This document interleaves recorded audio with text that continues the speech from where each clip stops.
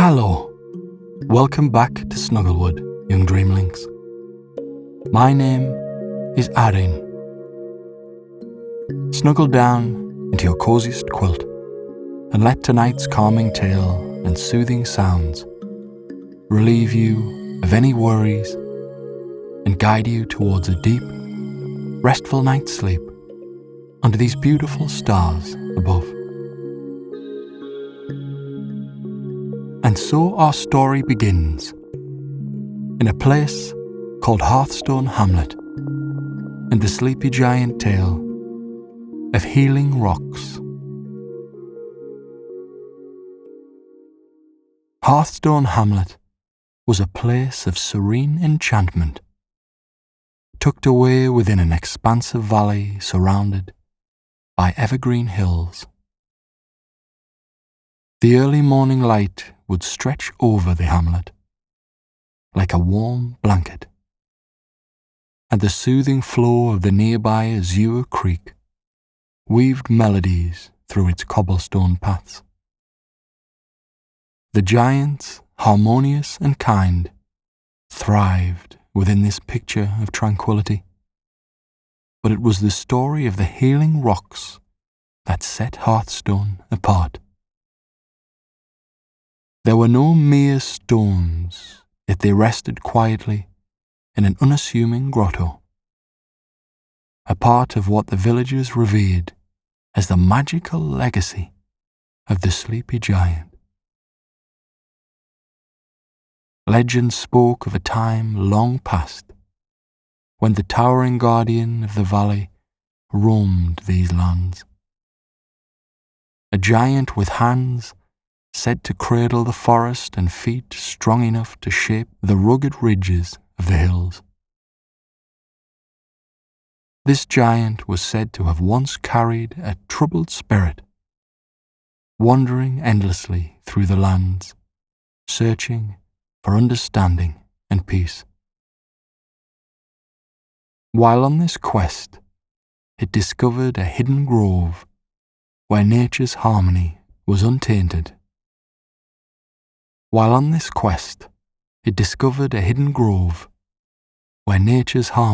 was untainted. There, within the heart of the grove, were glistening rocks unlike any others. These so-called healing rocks radiated warmth and brought a comforting presence. The giant found solace among them, resting peacefully for the first time in ages.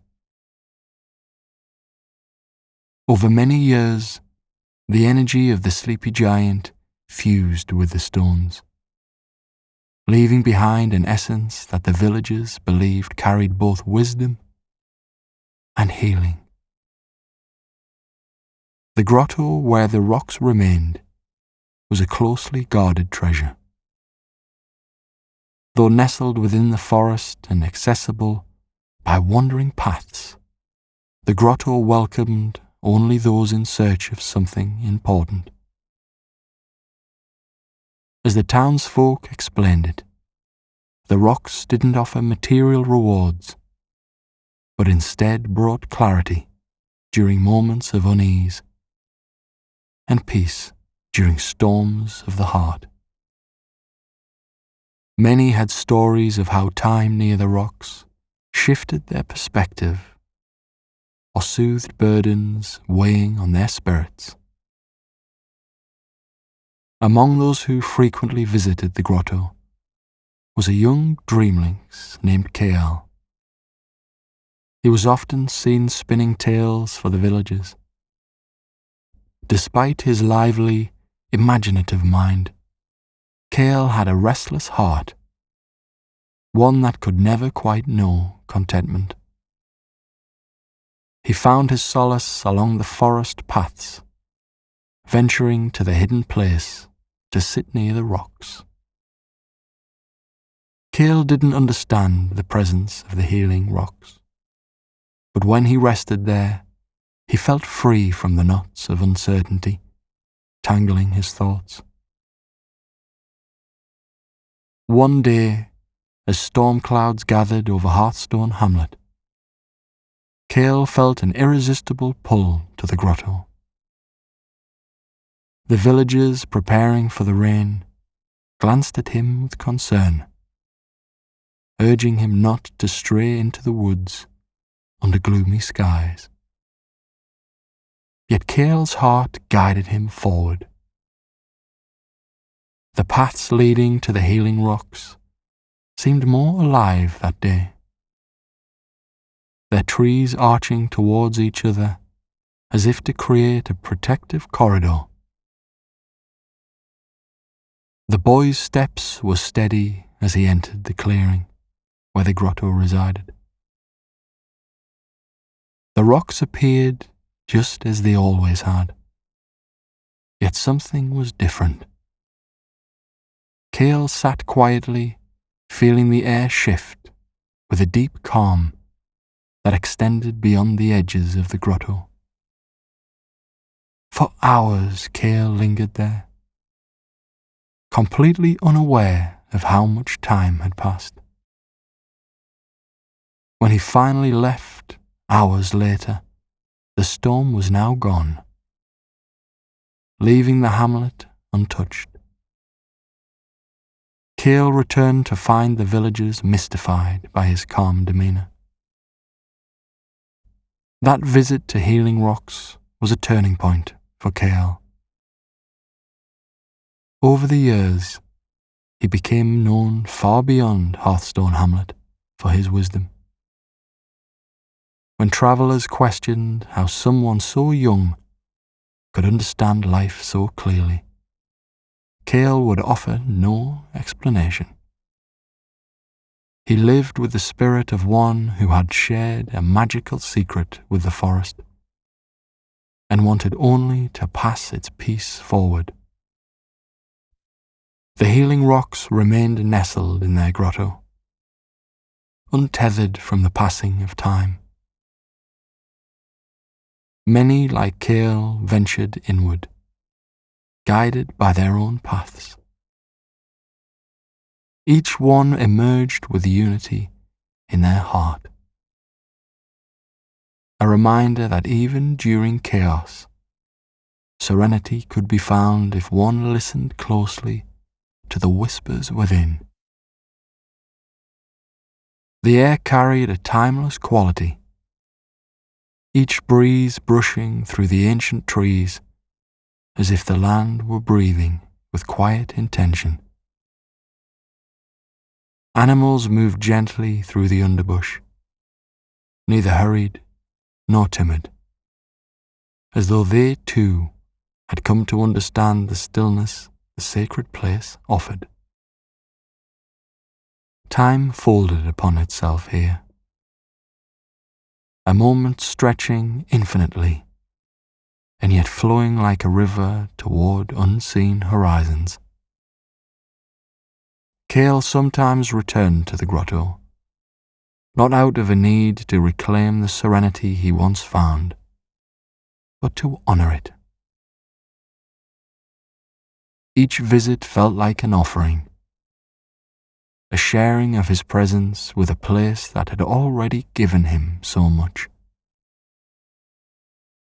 He would often sit cross-legged upon the moss-covered stone at the grotto's edge,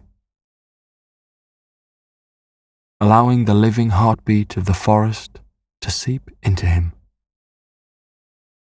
It was not words or thoughts that emerged, but simply a profound knowing, a connection deeper than any spoken creed could convey. The forest began to attract others, not by tales spread or maps drawn. Something indescribable called to wandering hearts, as if the stillness Cale once invited into himself now radiated outward, brushing against souls adrift in search of meaning. They came not in groups, but alone or in pairs, approaching the grotto with quiet reverence rather than simple curiosity. Some carried burdens they could not name, while others bore sorrow so sharp it echoed in their steps. Others came simply to be, unshackled from any expectations by the world outside the trees. Among these travellers was Ira, a woman whose eyes carried the weight of distant storms.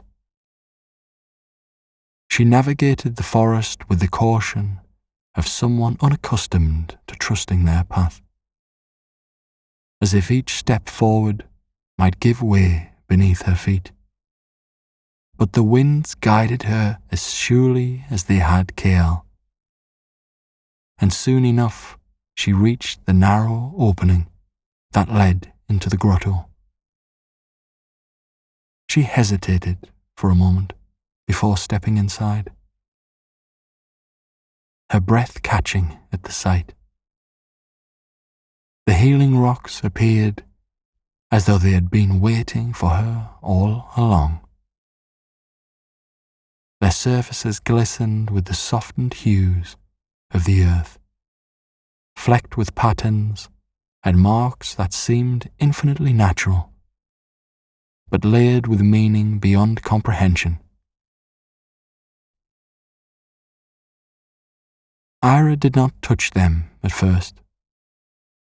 Instead, she sat nearby, allowing herself to feel the weight of the space, the way it cradled her unease while asking nothing in return.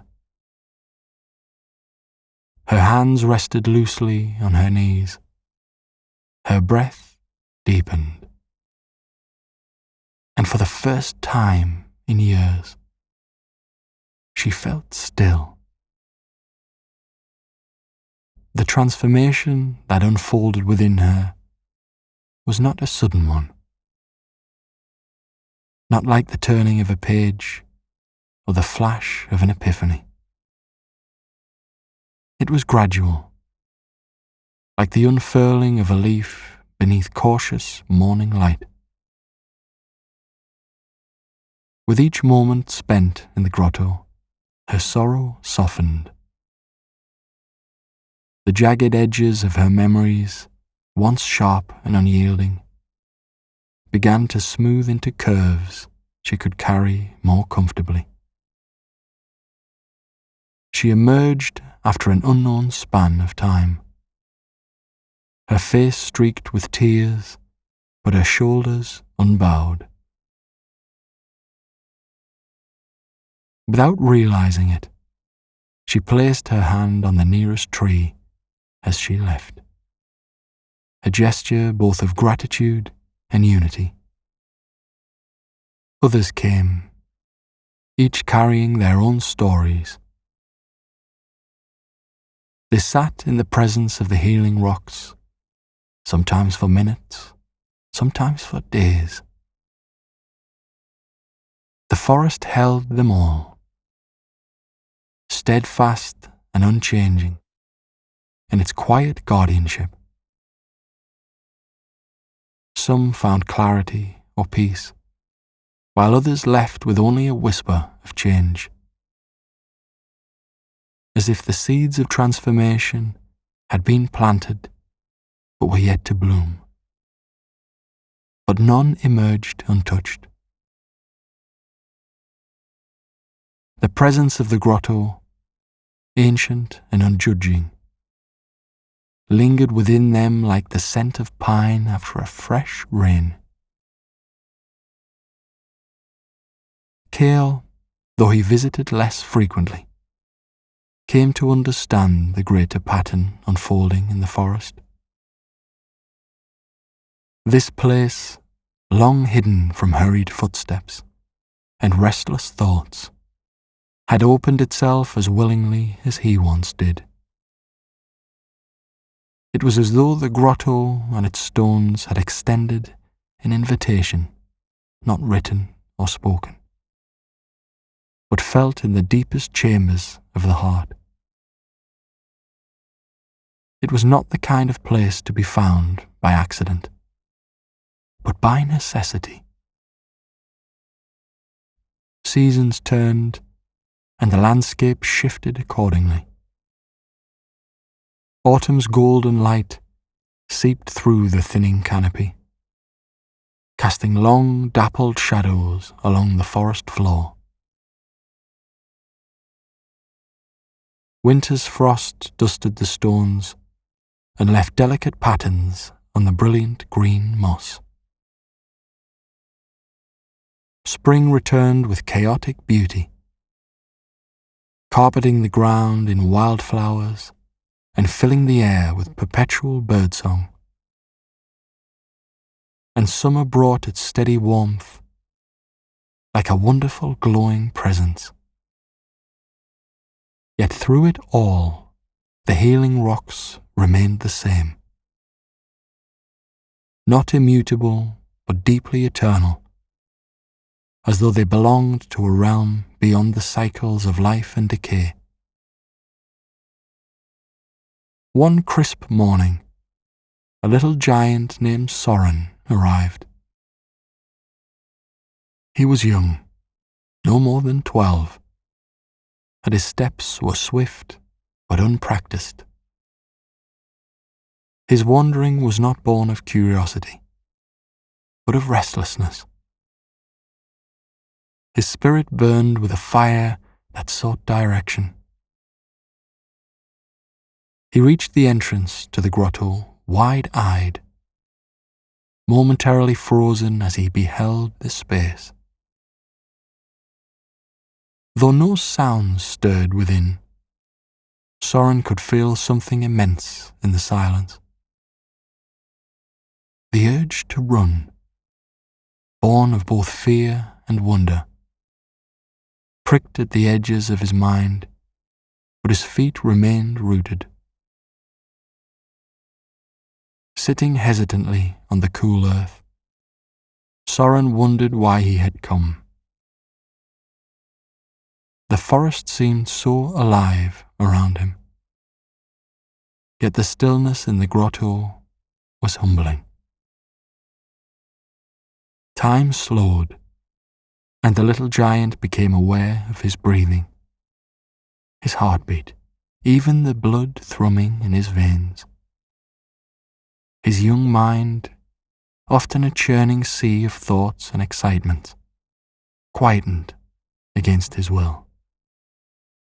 It felt like listening for an echo in a deep cave, waiting to hear his own essence call back to him. When he eventually stirred, his eyes glimmered not with the wild energy of youth, but with the tempered calm of someone who understood, even faintly, what it meant to belong to the world and its rhythm. The forest allowed its travellers to leave reminders of their presence. A carved initial on a fallen log, a wreath of leaves hung on a low branch. These gestures felt not like marks of claiming, but tokens of thanks, gifts for a place that had cradled so many weary souls. Cale noticed these small signs on his occasional visits and smiled, knowing the silent ways the grove wove itself into each life it touched. Though none claimed ownership or dominion over the healing rocks, a sense of shared stewardship arose amongst those who had walked the path there. And so the forest continued like it always did, its boundaries expanding not outward but inward, deep into the hearts of those it called. The healing rocks became more than stone. They became a symbol of the connection that exists in all things, of the quiet spaces within the chaos of life where serenity waits. Those who were fortunate enough to answer this call were forever changed, carrying the essence of the grotto in their hearts. And the forest, patient and eternal, continued to breathe, a sanctuary for all who sought its peace. The seasons turned and shifted as they always did, yet the grotto remained unaffected, holding on to a sense of timelessness that seemed to transcend the ordinary flow of days. Leaves fell and blanketed the soft ground in autumn, the air growing cooler, yet no chill penetrated the comforting circle drawn by the healing rocks. When winter approached with its frost-laden mornings and icy winds, the grotto somehow seemed warmer than the world beyond its borders. There was a sense of perpetual balance, as the space was cradled by the very elements it had woven itself into. Many tried to understand the grotto's mysteries, spending hours in focused contemplation, or carefully observing the way the light filtered through its brilliant canopy. Yet it resisted such scrutiny, offering no secrets beyond the simplest yet most profound truth. It was a place of rest, a sanctuary designed not to be unravelled or analysed, but to be experienced, simply and quietly. Those who came seeking answers often found themselves setting their questions down, as if they were boulders carried far too long, and walking away lighter than before. Time itself felt different when one was within the grotto. There were no sharp edges to the passing hours, no urgency pressing from the outside world. Some said the light within the space felt just a little softer, the colours of life just a shade more vivid. Not in a way that overwhelmed, but in a way that felt right, natural. The flow of the forest around the healing rocks seemed slower, attuned to an older, quieter tempo. Birds perched atop branches near the edges of the space, their songs relaxed and unhurried. Even the flowers and ferns lining the clearing's edge swayed as if touched by a gentleness unlike any outside wind. And the healing rocks themselves, they appeared as they always had, solid, enduring, and deeply rooted in both the earth and the lives of those who came to them. Their surfaces weathered with time, yet shone with a quiet, enduring energy. Those who rested against them, or traced the smooth curves with their fingertips, often described an indescribable sense of assurance,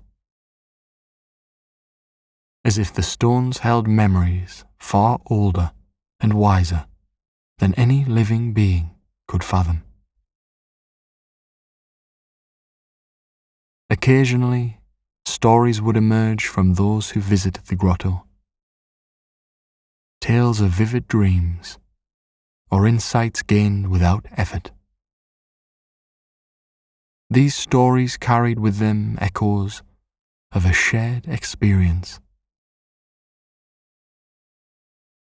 Gratitude bloomed here, not from grand realizations, but from deep, quiet knowing. These moments were fleeting yet powerful. The wildlife of the forest revered the grotto in its own way. Deer often wandered close, but never passed its boundary, pausing instead to graze lightly at its fringes.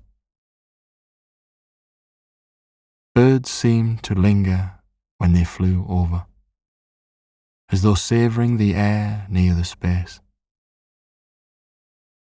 Even the smallest creatures, ants weaving intricate pathways through mosses and mushrooms growing along the tree bases, moved with intention near the enclosure, as if mindful of a presence they could not name. Those who left the grotto carried traces of its spirit long after they returned to the demands of their lives. Changes were subtle, but undeniable. The way they approached everyday routines shifted slightly, marked by more patience and grace. Stress that once clung tenaciously seemed to loosen its grip, replaced by an anchor of calm that could be revisited simply by closing one's eyes and recalling the soothing stillness of the forest. Newfound appreciation often emerged, a recognition of fleeting moments, the sound of leaves brushing gently in the wind, or the way sunlight filtered softly at dawn. For some, the healing rocks inspired creativity, unlocking something deep within. Artists spoke of visions that surfaced as they sat quietly in its presence. Paintings rendered more vibrant, melodies composed with the fluidity of a flowing stream, and words written with clarity that seemed to flow from somewhere beyond themselves. Others found resolution to inner struggles, not through effort, but through the simple act of letting go. Within the timeless confines of the grotto, letting go was as natural as exhaling, as seamless as a leaf falling softly to the earth.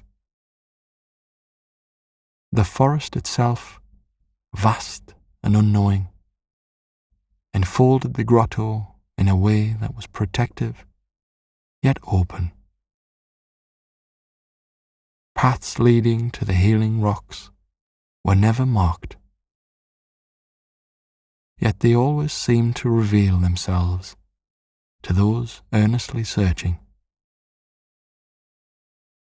Branches parting to create openings, dappled light guiding the weary and lost.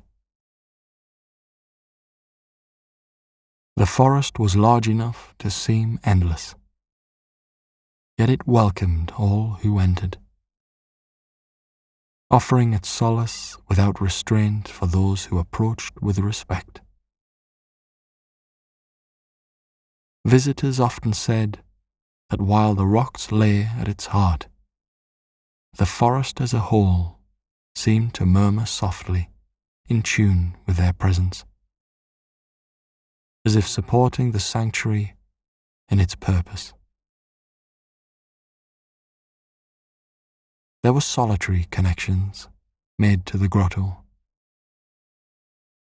with some finding it alone in moments of heavy-heartedness. But there were also those who discovered it alongside others, friends, families, or kindred spirits who came to share in the calm it provided. The shared silence beneath the canopy was no less meaningful than the individual experience, forging bonds deeper than words could articulate. The forest surrounded these gatherings as though holding the moments tenderly. Over the years, whispers of the grotto spread far and wide, carried from one grateful soul to the next. Yet, despite its growing reputation, it remained serene, never overrun, never harmed by Dreamlynx hands or intentions. Perhaps it was the forest's own quiet governance that ensured it would not be spoiled. Its trails twisting in intricate patterns, revealing and concealing themselves to preserve the sanctity of the space within. Those who were not ready to encounter the grotto would find themselves turned around, meeting dead ends where paths had seemed clear moments before. It was a gentle kind of protection, allowing the sanctuary to exist as it always had, untouched and unburdened by the outside world.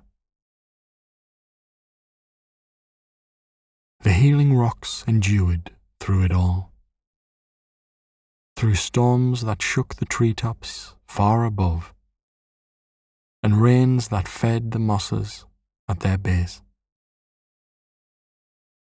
Snow dusted their surfaces, melting almost immediately as though warmth radiated from within. Sunlight bathed them each morning, and the shadows of the trees danced around them as hours turned to dusk. Yet their reach extended far deeper than stone or soil. The peace they offered rippled outwards, just as surely as the farthest roots of the mightiest trees sink deep into the nourishing earth. This was the eternal truth of the grotto. It offered a chance deeper than the rest, softer than healing, older than memory. A chance to be still, a chance to remember. And in that stillness, amidst all the chaos that churned beyond its borders, life at the very center of it all, simply, quietly continued.